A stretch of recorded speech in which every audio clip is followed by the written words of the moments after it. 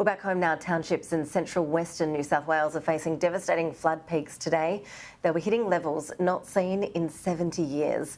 Live now to our Sky News reporter Joel Philp, who's in Cowra. Joel, what's happening there on the ground?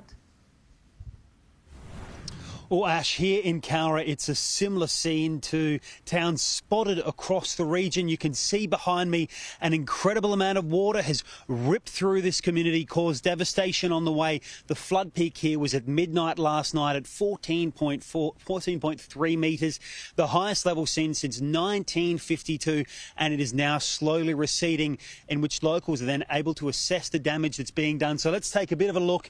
You can see the local shell is underwater. There are fences and gates which has been ripped to pieces, and in the local sales yards, all of that equipment has just been strewn out here on the highway. On the other side of me, you can see more fences ripped to shreds. The local race course, it's been warped by the water, and that water is slowly moving downstream, expected to hit other communities harder this afternoon. I spoke to some of the locals here who were shocked about what they've seen today. It was very eerie. It was, it was amazing to see the water come in so quick, and it rised really, really quickly, and it was phenomenal to see. It's something you'll see once in your lifetime. Yeah. There's been at least 2 foot of water through the caravan parks and all that area down there, so it's equally as big as what it was in the 50s. Well, they were the 49-52 flood, so it's really massive. And in those days, we never had a dam wall. There was a small dam wall in Wyangla. They rebuilt the dam, which holds back a lot of water. So, you know, and they've controlled the floods for years, but this one's really massive. Well, I have tadpoles in my backyard because it's been wet here for at least the last 8 weeks. At least 222 people across this region have needed to be rescued, many of them by boats or helicopter. Over 100 of them actually stranded on their roofs.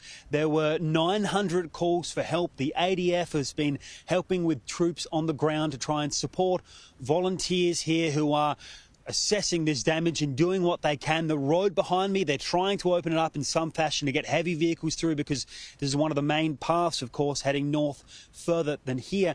But of course, Yuga is one of the main places that was hit yesterday. The water is now flooding towards Forbes, and we're going to see a peak there this afternoon. The Premier spoke about this flood crisis.